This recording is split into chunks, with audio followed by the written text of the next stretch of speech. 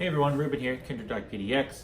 This here is our question of the day. This is number 10.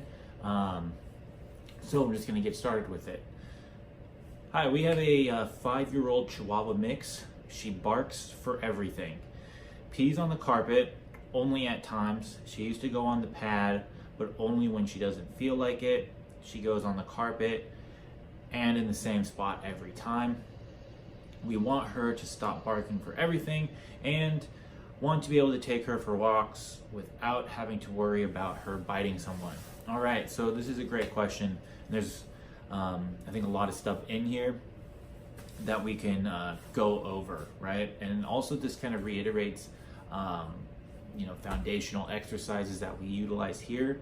So to start, she barks for everything. So this is where we're gonna just wanna start incorporating a little bit more structure into your dog's life. So, working on our basic commands that we have, but,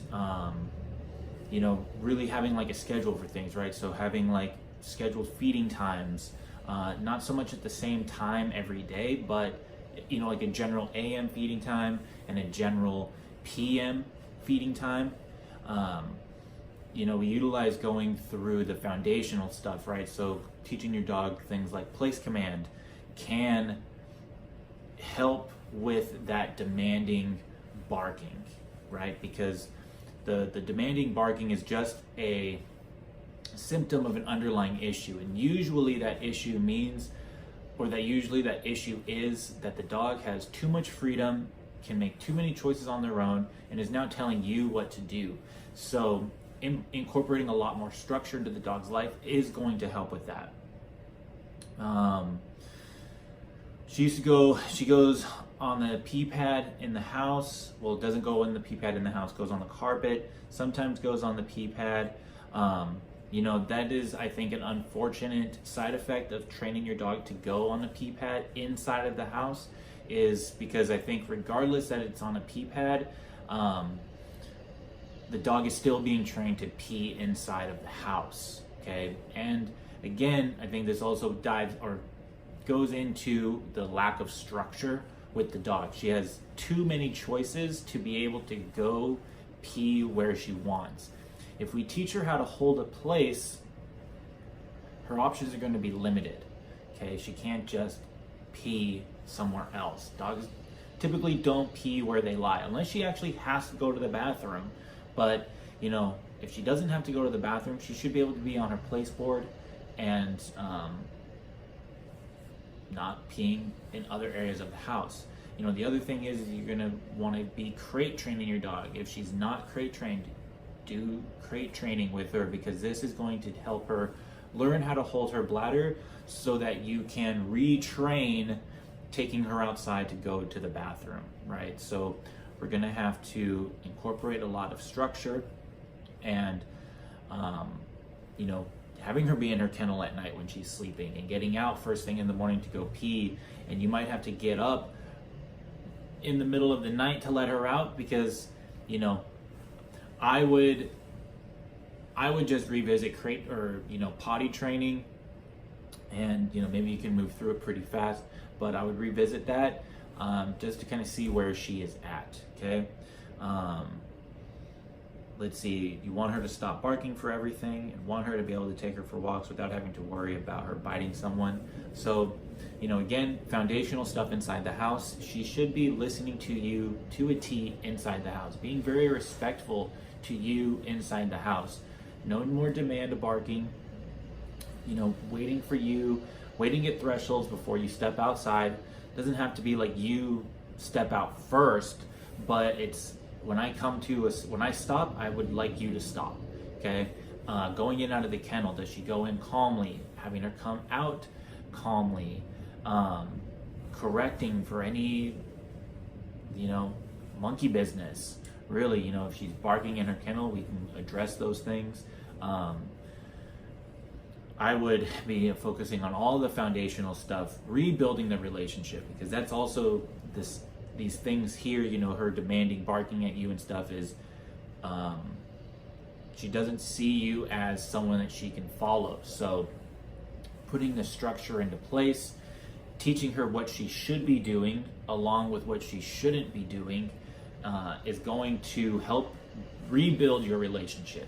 Don't worry about trying to rebuild it now. The relationship now is already in a bad spot. So we just have to start focusing on moving forward, and through the training, through the structure, through the work, we're going to build a better relationship with the dog. You know, you say she's only 5 years old. There's still a lot of time left with her. So start slow, work on these foundational exercises. Walking around in the house is a great place to start with leash walking skills. You know, help make it easier on you to be able to teach her what you want from her, right?